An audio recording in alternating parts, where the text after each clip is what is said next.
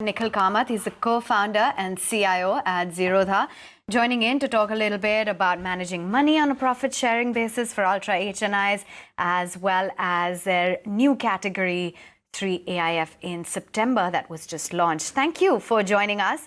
So you've successfully disrupted the broking industry. So tell us a little bit more about the thought now behind managing HNI money on a profit-sharing concept.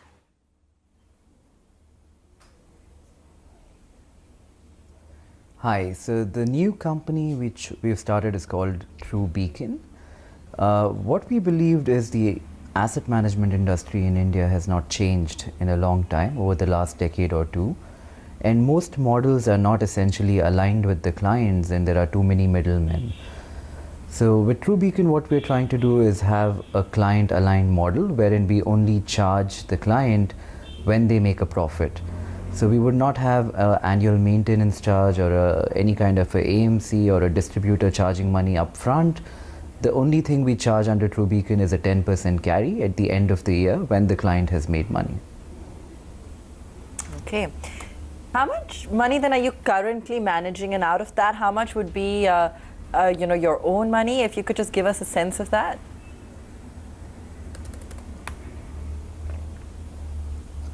So personal money under True Beacon, we would always try to match the fund with about 10 to 15% of personal capital.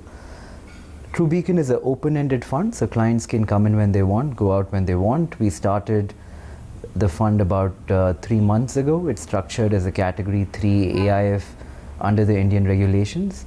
And there is no closing for this fund as per se, so there would not be a fixed AUM, but we're looking at investors who are in the ultra HNI space.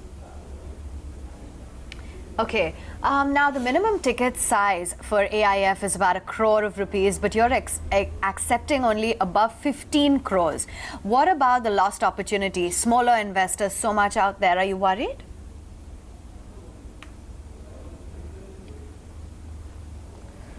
I think we have structured the product at such low fees that we are charging that it wouldn't make sense for us to cater to everybody. We wouldn't be able to afford it. So this is for strategic investors who we want onto our platform for the long term. Who are coming in at the very beginning, we're asking for a minimum cap of $2 million, a minimum investment size of $2 million. Let's understand what exactly is the fee structure between your fund and other AIFs. What's the difference?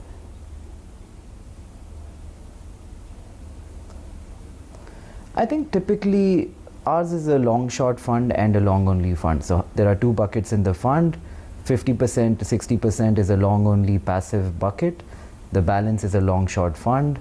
Typically for funds like ours, I think AIFs charge a 2 and 20 fee model, wherein a 2% asset management fee and a 20% carry is charged. So we've removed the asset management fee completely, and we're only charging the carry, but we've reduced the carry to 10%. And there would be no other fee in terms of there will be no middlemen, there will be no distributors. It's direct to client only. Fair enough. Though you're not charging any management fee per se, but would you restrict transaction through the Zerodha platform at all?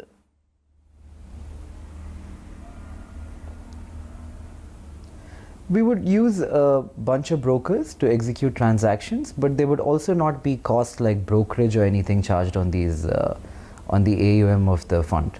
So there would be no churn per se in terms of cost like brokerage, because we would use a bunch of brokers who are most efficient and suitable for us at that point of time, but it's not linked to using the Zerodha platform in any way. So we are not mandated to only transact through Zerodha.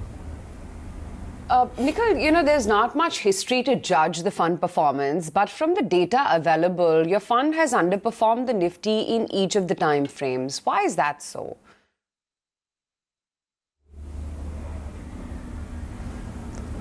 I think the fund is a long short fund, and we have seen the markets have a significant upside over the last 3 months. The intention of the fund is not to outperform over shorter time frames, but be a fund which sustains even when the markets are underperforming. So I think a long short fund will typically outperform when the markets are going down and underperform a little bit when the markets are going up, as they have been in the last 8 or 9 months. But typically what we'd like to do is have a fund which is suitable to all market scenarios and something which outperforms over the long run. Thank you, Nikhil, for joining in and giving us a view on your new plans for managing money for ultra HNIs and as well as the kind of opportunity that you see over there.